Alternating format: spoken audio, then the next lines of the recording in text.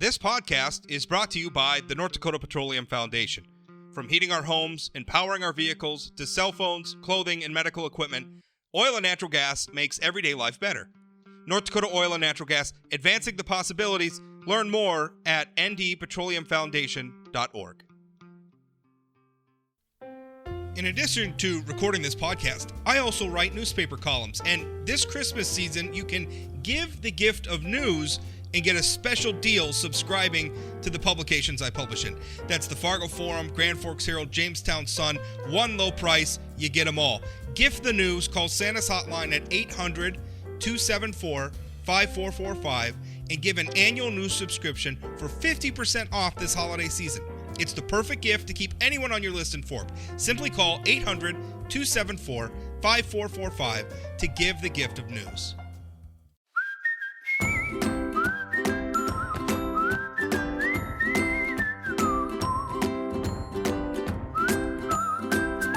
Welcome to Plain Talk. I'm your host, Rob Port. Happy to be with you.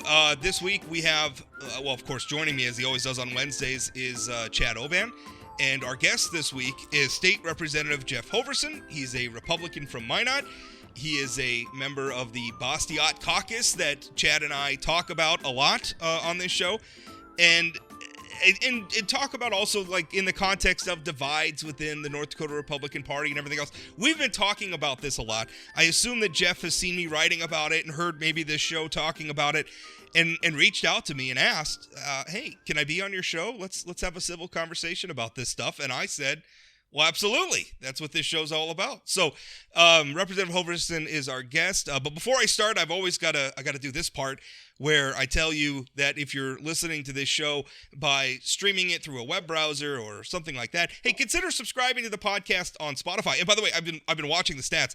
All of a sudden, in the last couple of weeks, people subscribing via like Podcast Addict and Spotify, like those numbers have just been jumping. So thanks to you folks who have been subscribing to the podcast. The listenership has been fantastic. Thousands of downloads an episode, which is just awesome.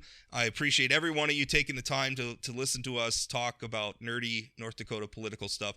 But hey, this stuff matters. And so it always makes me happy when people are interested in it.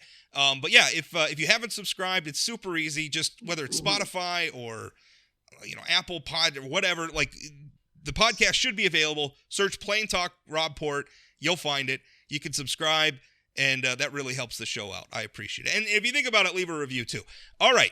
Here, first of all, Representative Hoverson, thanks for your time. Thanks for coming on. Thanks for reaching out and asking to come on. Yeah. Well, I appreciated last time, Rob. I know last session when you called and had me on your show, I had a discussion that, I actually enjoy talking to people that I disagree with.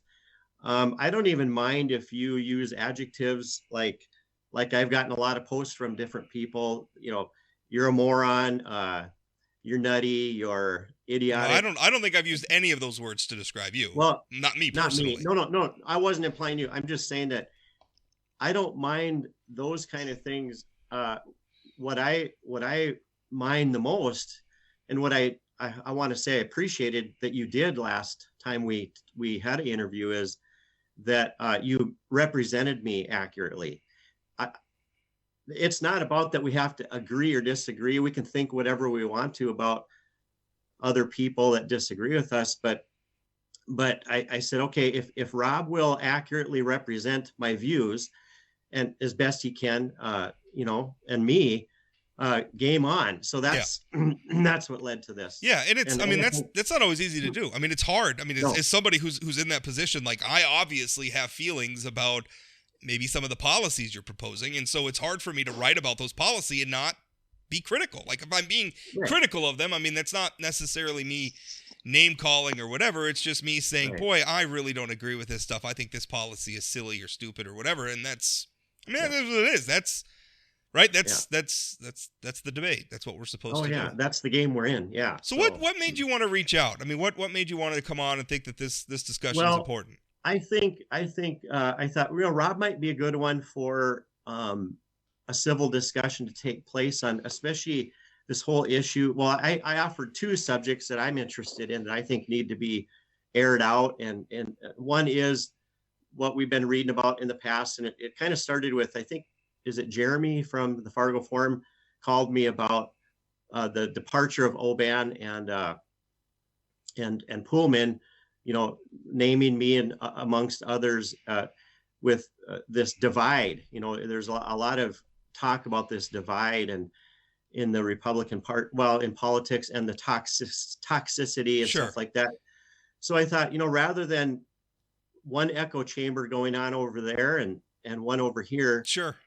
we should really have that discussion. And then I'm also interested in Christianity in politics as a topic too, Sure. which we may or may not have time for. Well, that's fine. I just did a whole, I don't know if you listened to it, Jeff. I just did a whole episode with two, Roxanne Salonen and Devlin Brooks. He's a Lutheran pastor. She's a Catholic. They both write columns for Forum Communications about religion. We had a very excellent conversation about that. Maybe we'll get to that. But I think to the first part of your question, and maybe Chad agrees with me, I kind of see that there's two things. First of all, there's the policy disagreements, and I think conservatives are going through a bit of a moment where there's a pretty sharp divide over what does it mean to be a conservative, what do conservative policies and platforms and ideas look like.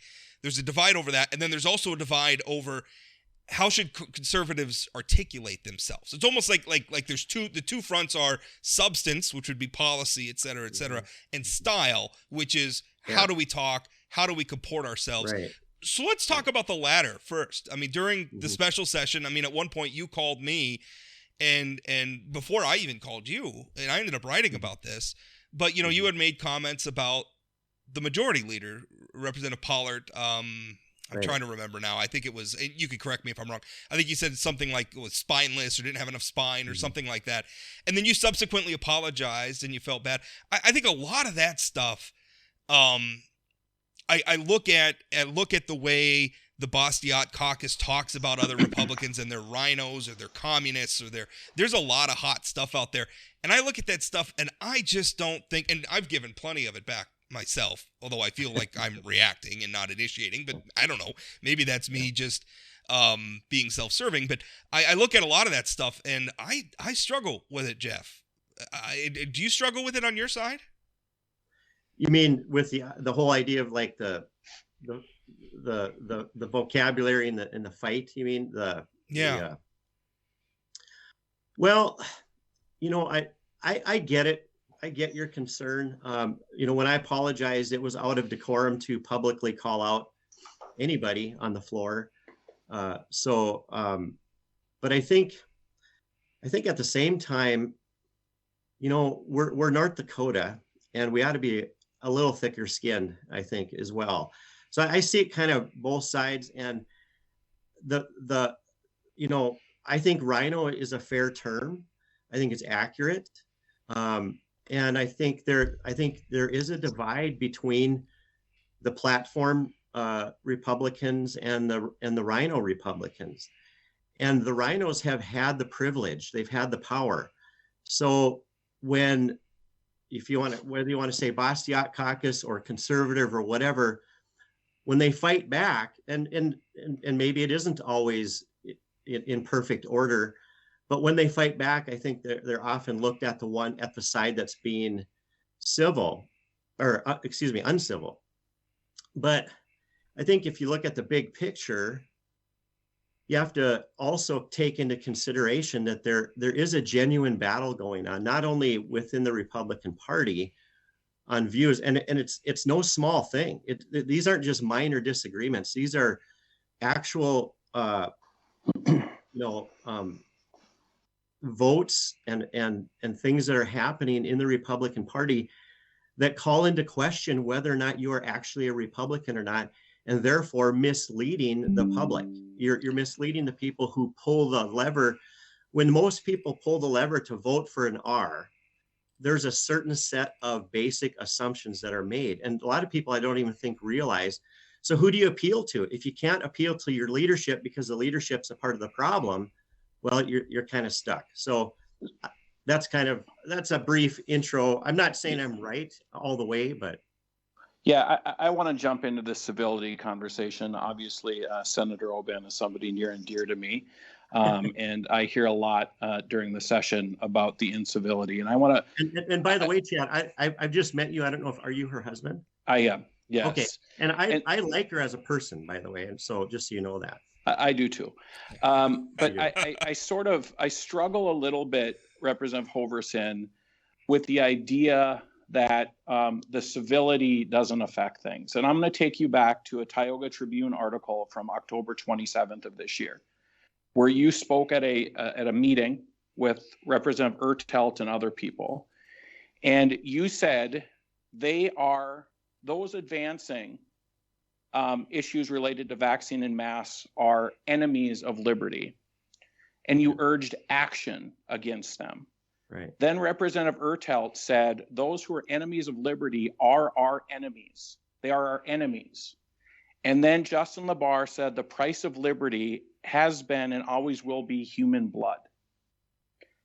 Ask me, you were on the stage with these folks as they were suggesting there should be a revolution against their enemies that they disagree with. How does that language move us forward to have a real conversation about vaccinations and masks and anything else you care about? That is, I mean, when you're talking about the enemies, you're talking about Rob, you're talking about me, you're talking about my wife, and then somebody you're sharing the stage with is suggesting there should be blood. Help me understand how that helps anything. Well, first of all, I think you can rule out the blood part with me, and I think to take somebody else. But Representative Hoverson, did you stand up and say that's wrong? We shouldn't do that? No, because that was his speech and his context, and I think they're big boys and girls that are listening for the most part, and they can figure it out. I don't think there's one person in that audience that heard, or even if they did, would actually have taken that as let's go literally draw blood. I mean, but again, I think what you're describing is actually welcome to politics. And yeah, at times I would still stand by my comment. If you'd rather I use the word opponents of liberty, I'd be okay with that. If enemy's too strong, I can tone that down, but it is individual liberty that's at stake here. And that is our number one thing in the Republican platform. And I you may not want to share. I don't know if you're a Republican or Democrat, but for Republicans, Chad used to be the executive director of the North Dakota Democratic Party. So the reason why I'm on the show with Rob is it's supposed to be a right and left perspective. Okay. Yeah. Well, and I apologize because I've just met you, and sometimes a husband and a wife are in different parties. Oh, sure, so, absolutely. But anyway, but I mean, I just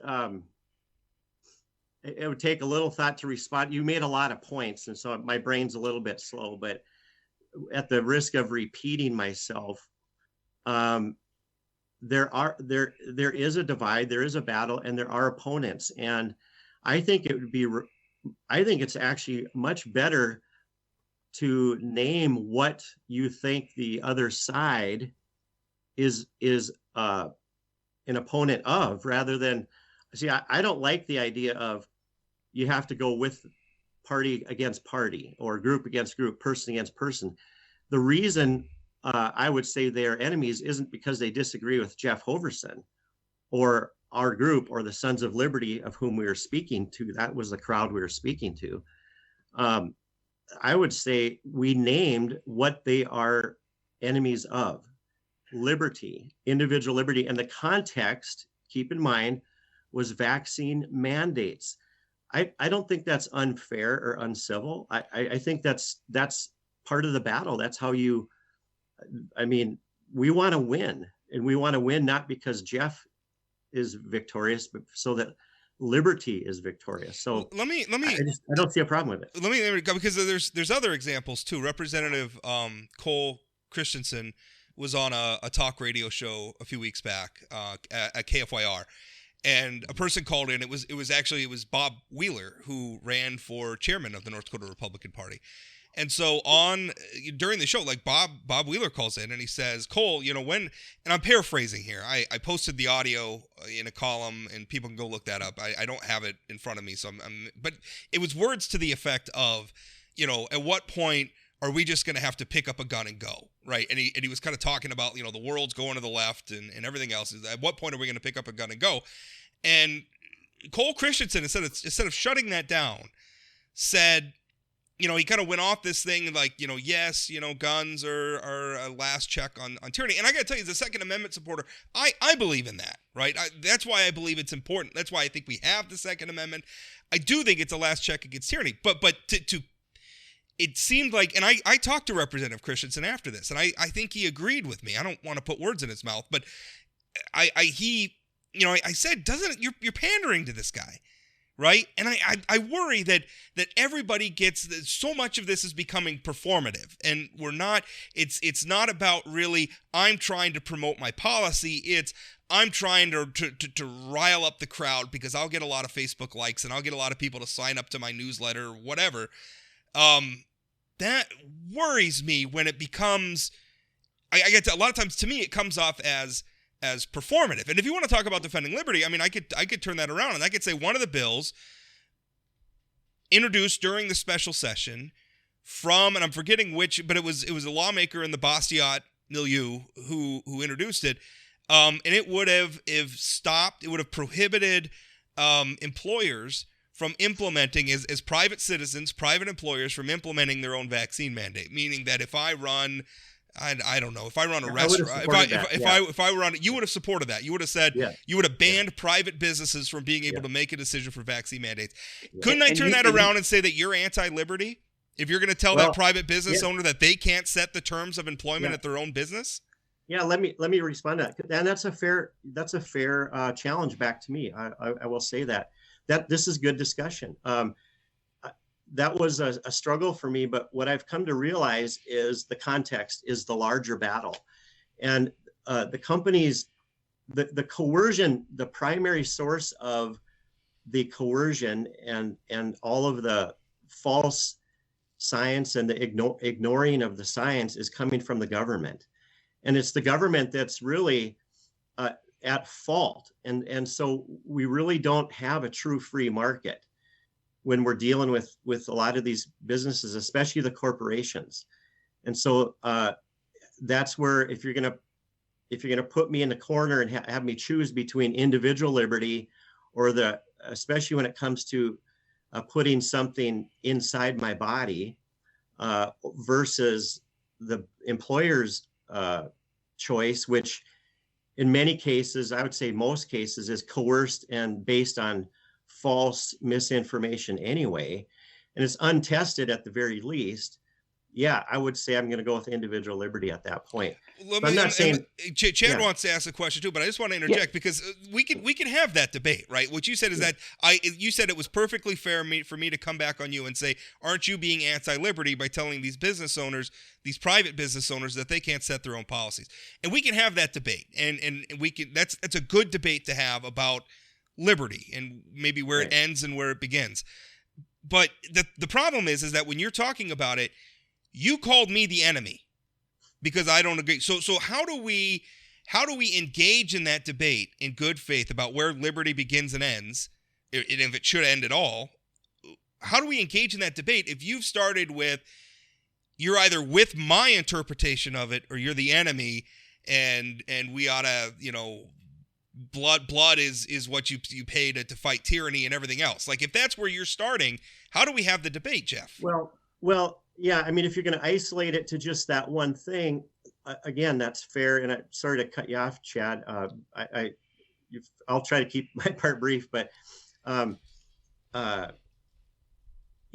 I think about the enemies of liberty, or if you prefer, opponents of liberty, I'm not just thinking about business employers forcing to I'm talking about the past 20 months of our freedoms being taken away. Sure. And the larger battle is my context. I mean, we're talking about arbitrary, 10 people here, 25 people there, shut down churches, lockdowns, killing the middle class. I mean, literally, these people are wrecking our country. But we can stipulate that we all have strong feelings about that. But the problem is I live in this society, and I vote. I have a vote, and I have people who represent me, and you live in this society, and you vote, and you have people, and no matter what we say, and no matter what policy resolutions come out of this, we still have to live together, Jeff.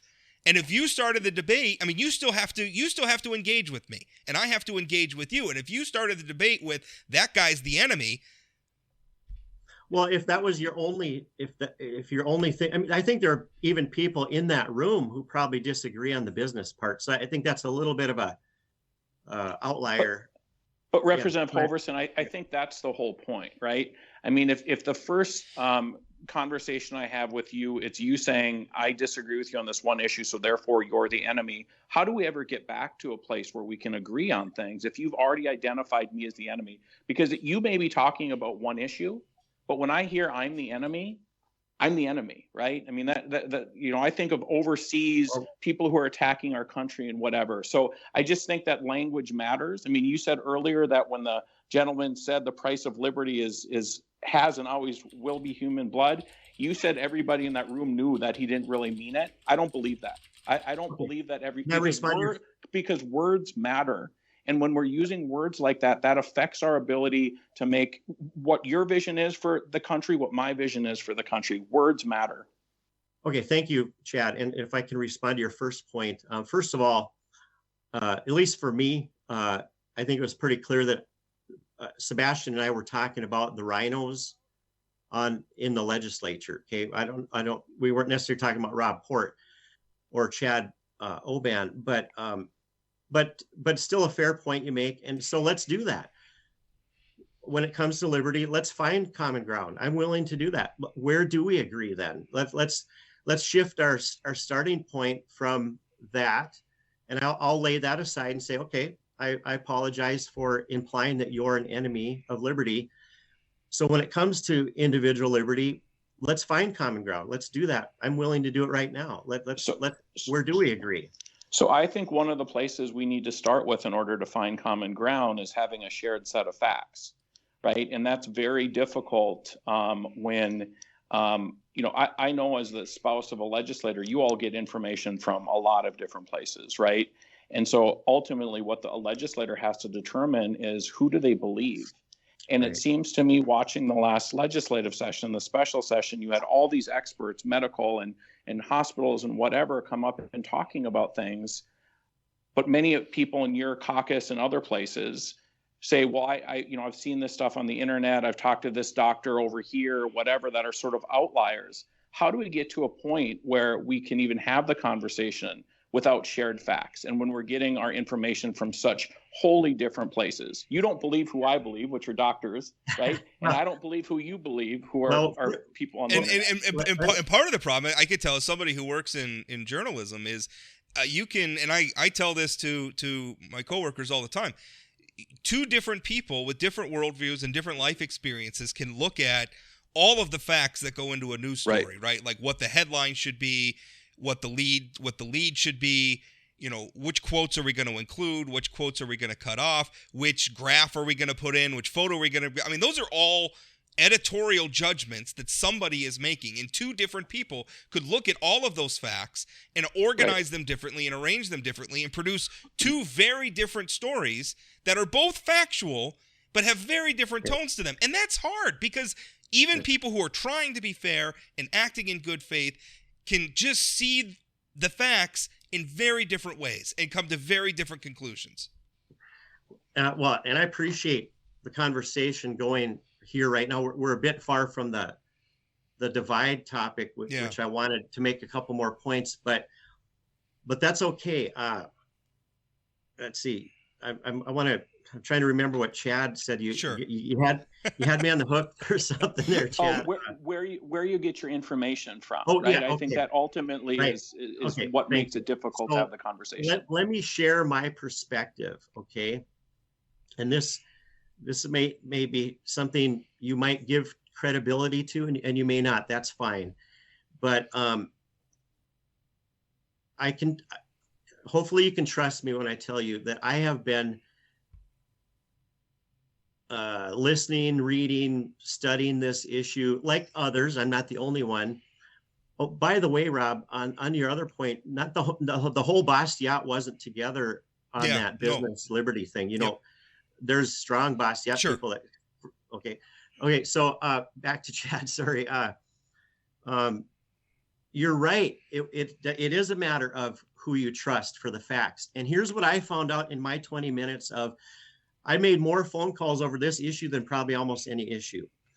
And every one of my discussions have led me to conclude that the side that I'm joining, I didn't come up with it, but the side that I'm embracing has not had a place at the table through this pandemic. I'm very convinced of that. And I'm also very convinced that the ultimate source, well, yes, you might say you're talking to your doctor, you're talking to this person or that person, their ultimate source, because I've talked to the head of the medical department at the base. I've talked to First District Health Director. I've called multiple people at the Department of Health. I've had more than one conversation, email with Kirby Kruger, the Director of Department of Health. I've called all of those places, probably in the past year, maybe 6 committees or departments that relate to North Dakota. And every single one of them, including the mayor here in Minot, every one of them said all of our information is coming from one source, the CDC. It's all coming down to a small group of people led by Fauci and Birx. There was more people on that team that disagreed with Fauci and Birx from the very beginning. Like, I forget his name now. It'll come to me later. But there was the only medical expert on that team that was actually bringing statistics and science was immediately shoved aside. He was called an outlier from the very beginning.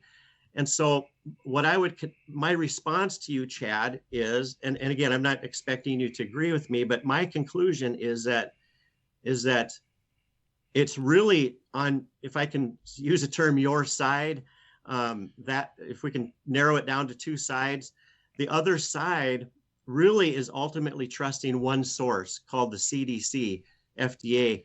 And I would say, there's medical experts all over the place that are doing independent research that are coming to different conclusions. And, just off memory, I could name, probably 6 to 10, and then there's a whole list that I couldn't remember. I don't want to get because we're getting, like you said, a little far afield, but just in defense of the CDC, I mean, it's not like it's one person or one committee at the CDC that's making these calls. They are aggregating studies and information from the National Institutes of Health, from organizations across the world. No, you're assuming. I think you're making a large assumption. No. Have you heard of ACIP?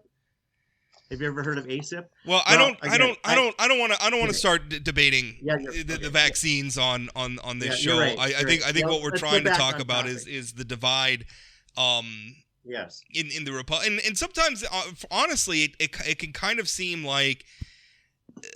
Let me ask you this question, because I think this is a really important one, and we're running. We got about 5 minutes left.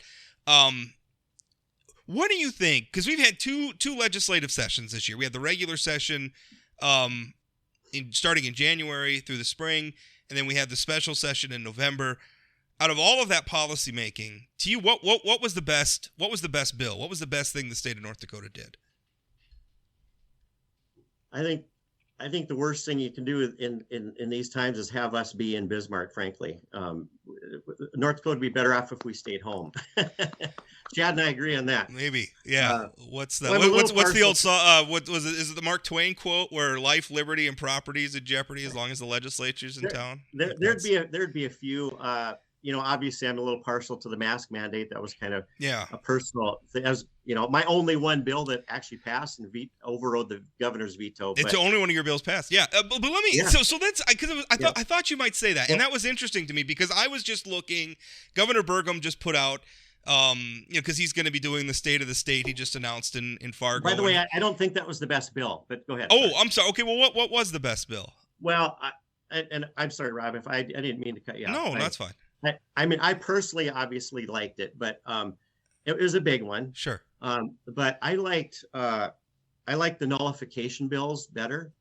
I liked Rick Becker's resolution to try to end the state of emergency. You know, I'd have to scratch my memory for that, but the nullification, I think there's 3 nullification ones that I think are very important for the state of North Dakota. We need to go down that path. See, and I'm sorry, Rob, I've got one bill that Representative Hoverson sponsored last session that I really liked and I really hated at the same time, and that was the bill to incentivize adoption. And as a parent of an adopted child, I know how expensive this is, but I think, I think there's a mistake made by sort of driving a wedge in the community of who were the adopting parents, by excluding single parents and same-sex partners, because I know a lot of adoptive parents who are singles and same-sex who are incredible parents. So I think that's an issue that could really bring people together if we're willing to look at including everybody in that process, because I know how expensive adoption is. I assume most people in the North Dakota legislature support adoption and want to do whatever they can. But I think driving a wedge by saying single parents aren't eligible or same-sex parents, it made it controversial, right? And where it didn't need to be, in my opinion. I understand what you're saying, Chad, but I would have to respond to say that. So when you use the phrase driving a wedge, to me, that's not a whole lot different, because I don't think it's accurate. It may be the result, but it certainly wasn't the intention. Sure. You're kind of doing the same thing that you were just condemning me for doing earlier by using the term enemies of liberty. So I'm just saying, this is how politics works. I'm not offended. I'm just pointing out that. Yeah. Although I think there's a distinction between calling somebody your enemy and saying I liked the overall enemy of liberty, and saying I like this bill overall, except for this section of it, which makes it very hard for me to support. Driving a wedge. I did say driving a wedge, because what it ended up being is all the groups supporting women and same-sex couples hated the bill because of that one section, where I think law should be applied equally to all people, especially if they're willing to give a safe, happy home to a baby. Yeah, that may be a place where maybe if everyone was willing to compromise a little bit, we could have gotten something really good done. Absolutely. There's more to look at in that issue than just does it drive a wedge or not. So I think that's my point. But anyway, the question that I was driving at was, I mean, your priorities of bills. I look at that where, we're going to have the legislature, Representative Becker's feelings about the state of emergency, and a lot of those things. To me, don't rate. I mean, this was a legislative session. We did some very profound things with, like, bonding, for instance, which I realize is not sexy, right? It's not the stuff that talk radio hosts are going to be talking about, but I think is going to be consequential. I think in 10 or 15 years, Rob, it's got more problems than just not being sexy. But anyway. Okay, well, I mean, maybe, but I mean, I look at, of all the things that we're doing, I worry that politics so much, it focuses so much on the reality. Well, a common criticism I have of the Bastiats, and I'm sure you've seen it, is I worry that you guys don't have constituencies anymore. You have audiences, and you're performing because mask mandates is what gets people riled up. So that's what we're gonna target. I worry. That seems reactionary, and I don't think that produces good policy. I don't think that's a particularly conservative approach to policy making. Well, I think that I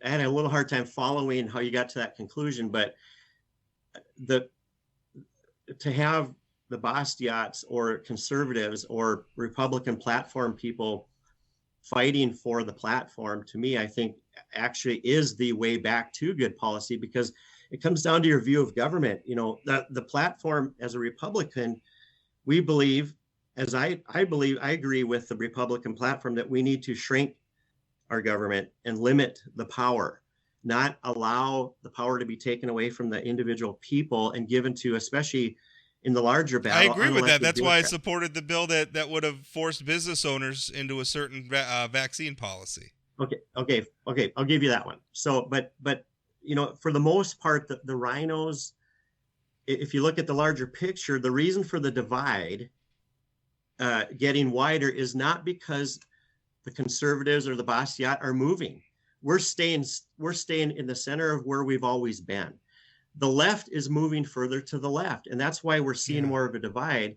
And I can prove it. In fact, I would ask you to demonstrate otherwise, because just if you look at the views and the bills that have been happening over the past number of months or years, it's the left is moving further left. But you can't really point to a position, a view, or a bill or a policy from those of us on the right that is moving further to the right. I'd invite you, I'd challenge you to find that. Maybe one or two here and there, but for the most part, the shift. I think it's more the way the right is talking about and the priorities and the priorities are. I mean, I think one of the reasons why North Dakota Republicans have dominated North Dakota politics for 3 decades now. But conservative hasn't. Conservative policies have not dominated. It's when you look at the increase in spending. I don't know how you can say that. Because I can prove it. I mean, if you want to listen, I made my bones riding herd on John Hoven about 20% budget increases. So if you want to tell me that we have had Republicans that have spent too much money, I mean, you look at all the money when the oil boom was pumping money into the state treasury, and Republicans in Bismarck were spending all of it, right? They weren't saying no to anybody. And then the bottom fell out of the oil market. So if you want to talk about that stuff, Jeff, I agree with you. But the problem is I don't see a focus from Rick Becker or Jeff Hoverson or Jeff Magrum or some of these other people. It's not tax policy that you're really focused on. It's not spending policy. It's not law and order policy. You're focused on mask mandates and vaccines and whatever the primetime hosts on Fox News are talking about. And that drives me crazy. I think that's a little bit that might be a little bit of a misunderstanding. But there's a lot there to absorb. So, well, I'll let you answer that, and then we got it, because you promised me 30 minutes of your time, and we've already used more of that. I just wanted to bullet point real quickly a few things. You've got the increase of government. You got the increase of government power over the people and control, which really is the mask mandate. The mandates are just a symptom of that problem. You've got the sexuality issues that are typically Republicans are very concerned about, the moral issues as well. You can point to actual views that have shifted in our culture and our party. And we're at transgender now, and you can agree or disagree with those individual issues, but you have to agree that they're moving to the left. Nobody that's believed in a traditional marriage, for example, has changed from that. We're basically staying there, and you really can't point to any movement further to the right. So my point is that the gap is happening because the left is moving left. And so when you hear, I think about American society, like if you want to talk about an issue like same-sex marriage, American society has moved. Yeah. I know most of the young Republicans I know have absolutely no problem with it at all. So that's something that's shifted quite a bit. Jeff, I love this conversation. Yeah. I hate to cut it off, and we're probably going to need to have you on again so we can keep it going. I appreciate you so much for coming on, because Chad and I probably, even though we disagree on a lot of things, probably are both pretty critical of you. So you came in and let us tag team you a little bit, and I appreciate that. As long as you represent me accurately, you can. Hey, I don't edit these interviews at all. This whole audio will go up. Everybody will be able to listen to the whole thing. And I just, Representative Hoverson, hope we can get to a point where we can have conversations about things like adoption and other places where we're not seen as enemies, right? That we don't see each other as enemies. A standing open welcome to you, Chad, anytime by phone or coffee. I was adopted. I know a little bit about adoption, and I would enjoy that. Yeah, my mother only says I was adopted. I'm pretty sure. Jeff, thanks for coming on. I appreciate it. All right. You bet. Well, that was an interesting interview with Representative Hoverson. I was really glad that he came on, Chad, because again, I'm conservative. You're liberal. Maybe Representative Hoverson doesn't think I'm very conservative anymore, but all of my friends who are real liberals call me a moderate activist. Moderate activist. So you and I are kind of stuck in the middle here. And then but Representative, he came on, and that's exactly what we're going to do. I don't know that we changed anybody's mind. But I don't know, maybe we open some doors there where if he sees criticism, he'll pick up the phone, or I'll pick up the phone, and it'll be better, I hope. Yeah, and I brought up the adoption stuff just as a way to show that there are places where we can figure out how to agree. I would imagine all three of us would not be opposed to figuring out a way to incentivize adoption. I felt like we could have hammered out an adoption bill that would have made all of us happy. Yes, but I mean, the stuff around vaccines and masks, it's just, I mean, again, I go back to my point, where are you getting your information? Because if you're getting your information from one source that tells you just something, that vaccines don't work, they're killing you, it's, big pharma, CDC rules the world, I don't know how you find sort of a moderate ground on that. Well, there's a problem too, because my example was, different people can look at the same set of facts and reach different conclusions, and that's fair. That's part of the obstacle you got to get over if you want a democratic society. Sometimes we're just going to see the facts differently, and that's okay. A big part of the problem, though, is that there are people out there who are just flat out lying. Right? Like if you're listening to Alex Jones, he's not telling you facts, right? He is making things up, and I don't even know if it's calculated. I think the guy's just trying to entertain his base.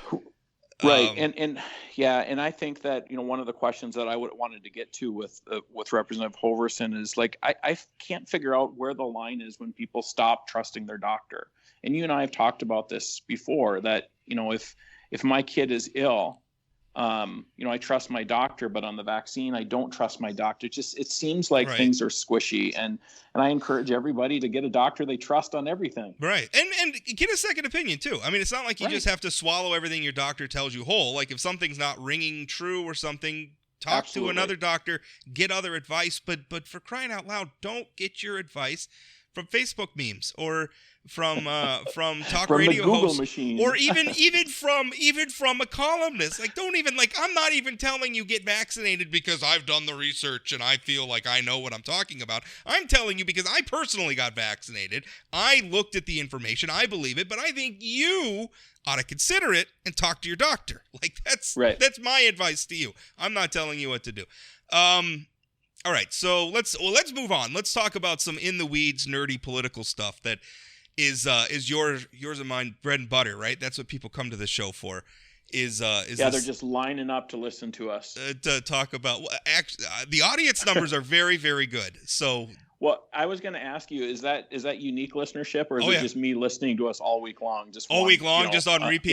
No, it's uniques. It's unique listens. Duplicates are taken out, so it's pretty great. Although we have had a lot of people. Although I think this is encouraging. I've noticed a lot of people going on and downloading like all the back episodes. Which will pad like, a couple hundred extra downloads or whatever, which is great. But it's kind of awesome too that they want to go back and listen to back episodes. So that's cool. Anyway, the numbers are great. Let's talk about the North Dakota Republican Party, because part of the divide that we've been talking about all the time is going to play out at a meeting of the NDGOP State Committee on Saturday. And they're going to do some other business, but there's two key resolutions that they're going to vote on. One is moving the NDGOP's endorsing convention till after the June primary. And the reason why this matters is in North Dakota, under the law, when the political parties endorse at their conventions, that's not really the candidate, right? It does some things. Usually, like with the Republicans, what they'll do is whoever is the endorsed candidate will get some access to some of the party infrastructure, maybe some money, maybe access to like some mailing lists and things like that, because they're the endorsed candidate. But what really decides the nomination, as in this is the Republican candidate in this race on the general election ballot, is the June primary vote. So if you win, typically both the Republicans and the Democrats hold their conventions in the spring of an election year, usually like late March, early April. And then they endorse a candidate at those conventions. And then those candidates, by dint of having received that endorsement, automatically get put on the June primary ballot. Now, if somebody wants to challenge them, they collect signatures. It's like a couple of hundred signatures. It's not very many. It's some percentage with a maximum of like 250 or something like that. Yeah, so it's a couple hundred signatures at most to get on the June primary ballot. And historically, typically, whoever is the endorsed candidate out of the convention wins on the primary, and they go on to the general. But in North Dakota, in Republican politics in our state, that hasn't been happening. Doug Burgum I mean, he showed up at the convention, but he kind of sort of didn't campaign and announced all along he was going straight to the June primary ballot. Wayne Stenhjem in 2016 was the endorsed gubernatorial candidate coming out of the convention, and then Burgum cleaned his clock in the June primary. Kevin Kramer. Didn't Becker almost beat Wayne at that convention? It wasn't. I actually went back and looked at my vote counts, and it was Becker made a good showing. He did make a good second place showing. It was pretty strong, but no, Wayne was pretty definitive. And it went because the first ballot was three-way. Burgum was still there. I think he got about 10%, and then Wayne won on the second ballot. Yeah, got it. And it was pretty decisive. But anyway, so what the Republican Party wants to do is because last year during the pandemic they didn't hold an endorsing convention, and now there's a proposal to essentially make that permanent.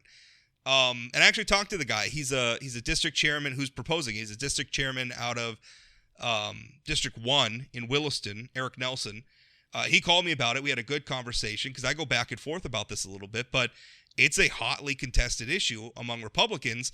Are we going to move this convention till after the June primary? And my column that I wrote this week kind of came to the conclusion, like, I don't know. I don't know that we're changing. Like it's as meaningful a change for the reasons why its proponents want it to be meaningful. So I don't think we should do it. And I worry if you take some of the competition away from the state convention, just as a practical matter of politics, it's not going to be this thing to bring activists from around the state together and get them fired up, and you're going to lose something. So I don't think they should do it. But what are your thoughts, Chad? Right. And I think, at the end of the day, the folks who are trying to make this change, I mean, district conventions haven't been fun for Republicans. State conventions haven't been fun because there's competitive races against What do you mean competitive races aren't fun? I think they're delightful. I love them. Well, if you're a party person and you're going into a convention and you've got your incumbent who's being challenged by somebody who's not of the mainstream, I assume that's not fun for the party people. We saw with Kirsten Baszler and Joe Chang a while back. Superintendent race, yeah. Yep, for the superintendent race. So, I mean, I don't know that this is going to do what the sort of traditional Republicans want it to do. I think it's just going to pour more gasoline on the fire, where people like from the Bastiat Caucus are just going to say, okay, now you're pushing the people out of this process completely. And it's going to lead to super, super expensive primary races. I mean, we saw the treasurer's race 2 years ago when we had the president endorsing a candidate, Donald Trump putting in reaching down the hundreds ballot of thousands of dollars into the thing. I think that's where this just ends up. It doesn't make things easier. It just furthers the divide. Well, and I think it gets back to something with our interview with Dr. Pemstein from NDSU, and we were talking about misinformation and everything else, and he said, one of the points he makes is that a lot of political scientists, and I agree with this, one of the problems in American politics today is that the political parties themselves have been weakened. So the ability of the political parties to sort of impose order on the process and maybe weed out some of the more extreme views and find like a consensus view and a consensus candidate, because the political parties have declined in power for all sorts of different reasons, they can't do that anymore. And to me, this would be just another blow to the power of the North Dakota Republican Party to impose order on the process. And again, it's not going to impose order, right? It's not going to, and I think in your column you referenced, the legislation that changed timing of reorganizations following redistricting, where I think there's just skipping reorganization or something like that. Well, that's another part of it where, no, they're going to reorg, but the thing is it gave the party chair, Perry Schaefer, so this is all so down in the weeds, but because this was a redistricting year, in the spring of this year, all the local NDGOP committees reorganized. But the thing is some of those districts got redrawn, and so some of the chairs in those districts maybe don't live in those districts anymore. So I'm forgetting the number. Somewhere between like 8 and 12 districts had to have interim chairs appointed. And so the big conspiracy theory is Governor Burgum signed that bill quickly out of the legislature so that he could do away with the existing state committee. Then the Republican Party chair had to reconstitute a committee by appointing interim committee members. Now, eventually those districts will reorg, but the party's saying, listen, we got to get the ball rolling on whether or not we're going to have, when and where we're going to have a convention, because that's just months away now when we would traditionally So hold the it. state chairman is going to appoint a bunch of the people who are voting on these bylaws. Already has. And they will be seated for this meeting on Saturday. Wow. They were supposed to have a meeting to vote on this issue it was November 13th, so during the special session, and then Governor Burgum signed that law and basically said this state committee is not valid anymore because it has members in it who aren't valid due to this legislation.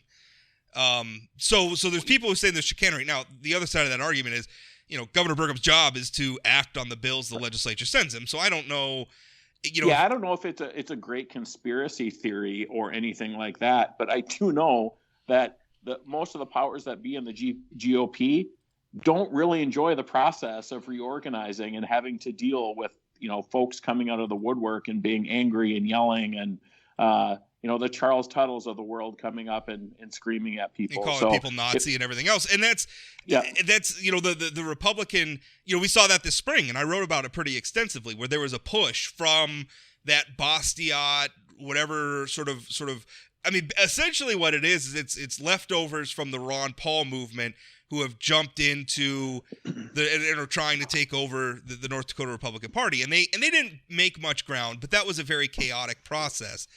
If you've gone to North Dakota Republican Party conventions, you have seen people up on stage addressing the delegates that it was just pointless. I mean, Charles Tuttle seems to run. He's a guy from Minot here. He does a bunch of the petitions and stuff. Very active on social media, very much in that sort of Trump milieu. And I'm using the word milieu a lot. I don't know why. It's like three times. It's like three times this episode. Okay, I got to stop myself. I need an intervention. I need a vocabulary intervention. But he'll get up on stage and just harangue the delegates. And I think there's a lot of Republicans that are like, this is not a serious candidate. He's not going to win the election. Why are we doing? Or Dwayne Hendrickson is another guy. He's from Minot, and he does the bare minimum to get himself up on stage. He mumbles his way through a speech that's really not about anything, and then he does nothing else. He's not a serious candidate running for these offices, but yet the Republican Party's been giving these guys a platform. And I don't think it's wrong for Republicans to say, maybe we can change the criteria so we don't need these people up on stage. But on the other hand, you got to be very careful that you don't start, which brings me, by the way, to another proposed amendment to the NDGOP's rules. And this would have to do with nominating, and it would set new requirements. So right now, if you want to be be considered for the NDGOP's endorsement at a state convention, you have to have valid signatures from 5 district chairs. That's it. What this does is it changes that from 5 to 20, and then it adds some additional requirements. You have to pay to play. You have to pay $5,000 if you want to run seek the nomination for or endorsement for a congressional or gubernatorial race. $2,500 for a statewide executive office race.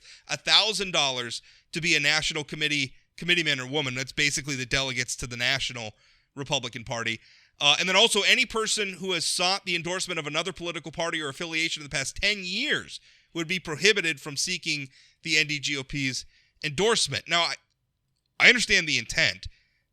The one thing that jumps out at me is pay to play.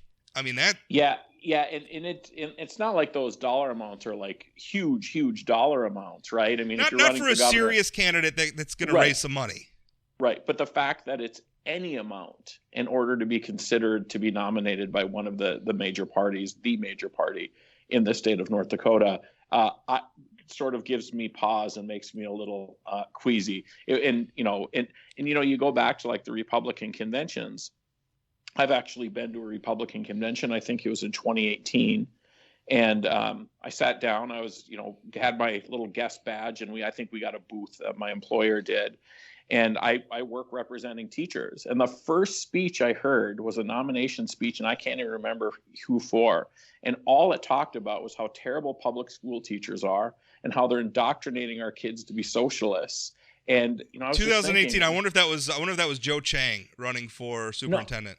It was one of the it was a nominator for one of the people running for Congress, if I remember correct. So it wasn't a candidate; it was a nominator. Okay.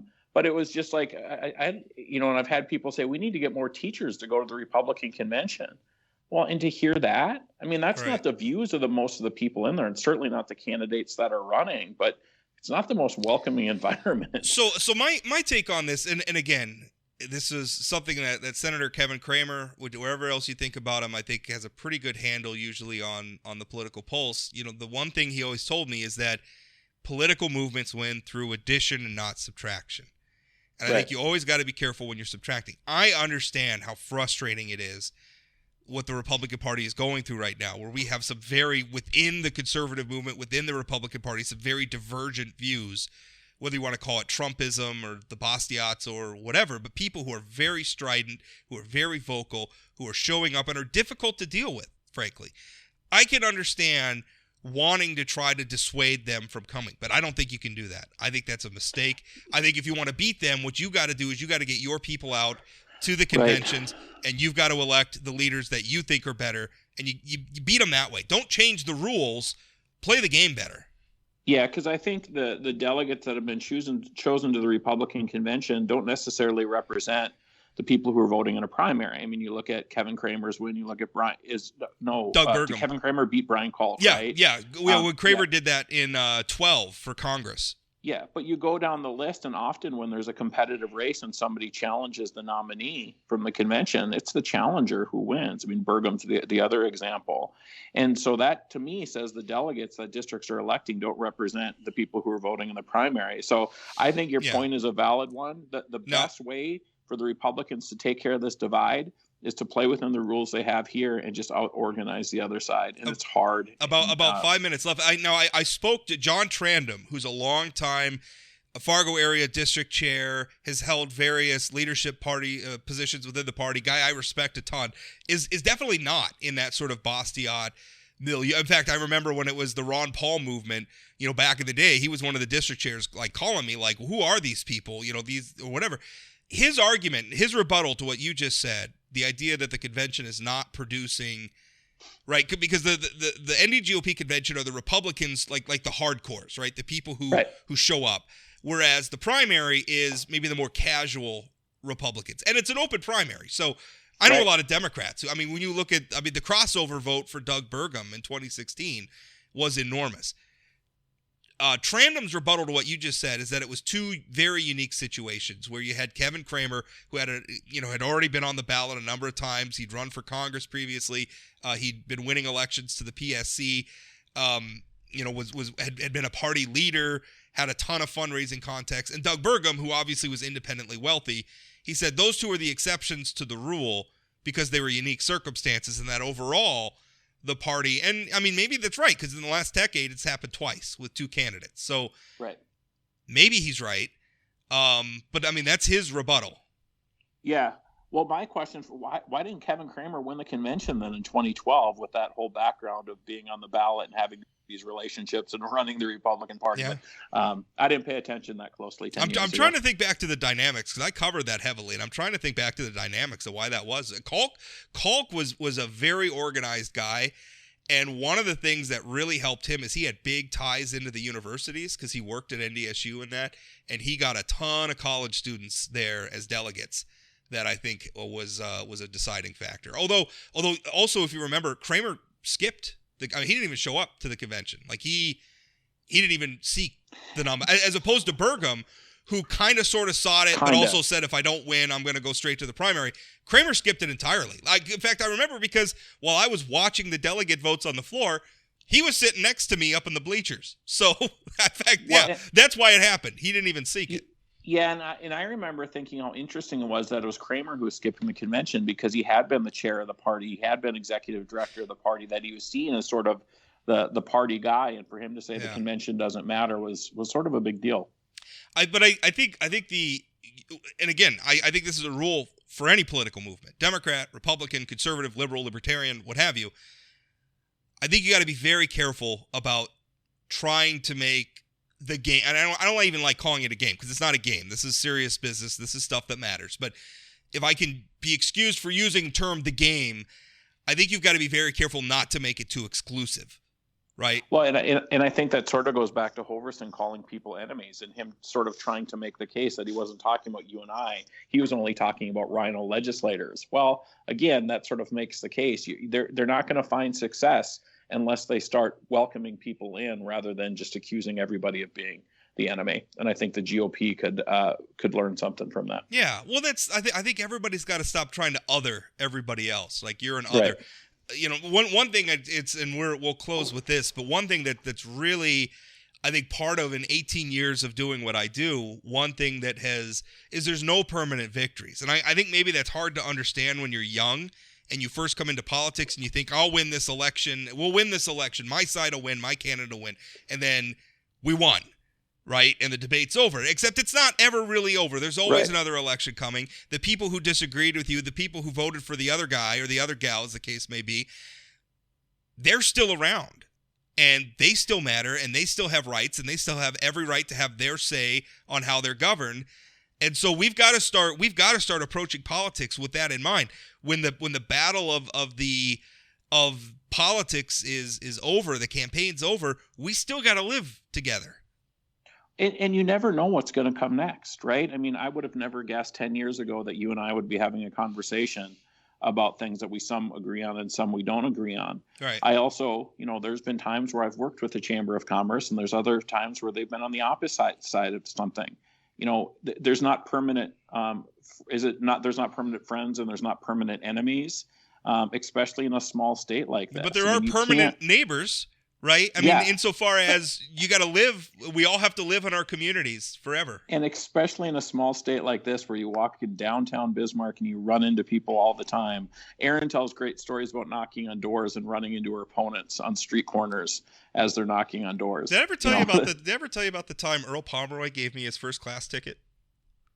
You have. I have. I love this story. I actually brought it up with Earl to see if he would even remember when he was on the podcast where I ran. Because that used to be a very North Dakota thing. Like if you were flying back into the state, like there was one gate, right? That was like the North Dakota gate. All the flights to North Dakota. So when you were, wherever you were coming from, you went to that gate in Minnesota. And it was Old Home Week, right? You always saw some friends going back because that's how tiny North Dakota. Now it's changed some with our population growth and everything else. But one time I saw Congressman, and I had like my plane had landed late. I'd hustled in. I was huffing and puffing and sweaty a little bit, and I had just started. Like I was only a couple years into blogging. Nobody was reading me. Nobody had any idea who I was. But he turned around and he's like, oh hi, I'm Earl Pomeroy, and I'm like, hi, Congressman. Like I'm out of breath, and I'm like suddenly confronted with my congressman who I've been writing about. And he's like, they always upgrade me to first class. Do you want my first class ticket? Right. This was also pre 9/11. So, actually, no, it couldn't have been pre 9/11 because I started blogging in 2003. So I don't know. It was a different time where apparently I could just sit in the congressman's first class seat. But he did. He gave me his first class ticket stub, and I sat in his first class seat. And mostly, I should have probably said no, but I mostly just want to say I sat in Earl Pomeroy's first class seat. Yeah, Earl was notorious for doing that back in the day when he served in Congress. And you and I have I like Earl Pomeroy. I think he's a genuine as well. I think it's a little bit of a political move, like for sure. But I love Earl Pomeroy. Not so much for his policy positions, which I still disagree with vehemently, but I think he is a true gentleman and a nice guy. And on that note, one last thing, Kelly Armstrong, if you're listening, I'd be happy to take your first class ticket anytime you want to give it to me. Yeah, okay? Maybe. Yeah, that'd be great. Okay, well, I'm sure he'll listen. He'll probably text me afterwards and we'll give you an answer. Maybe I don't know. I don't know. Let's see what's coming up on the podcast next week. We're going to talk about when you and I are on. We're going to talk about the Sober Ride program, which is obviously very important with the holidays coming up. People are going to be out there socializing and having a good time. I think that this program is so innovative because what I really like is the shift in philosophy from let's see how many people we can arrest and put in jail versus let's just see how many people we can get home safe. And let's do what we can to help people make the right decision when they've been out drinking to get home safe. So we're going to have a couple of people on, one from the state of North Dakota, one from the AAA Foundation, who has been making donations to, and what it is, it's vouchers for ride shares.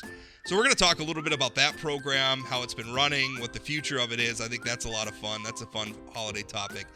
And then, this Friday, Senator Kramer is actually going to be on with me on the podcast on Friday. So tune in for that. And thanks, everybody, for listening. And thanks, Chad, as always, for coming on and shooting the breeze with me. All right. Have a good week, Rob.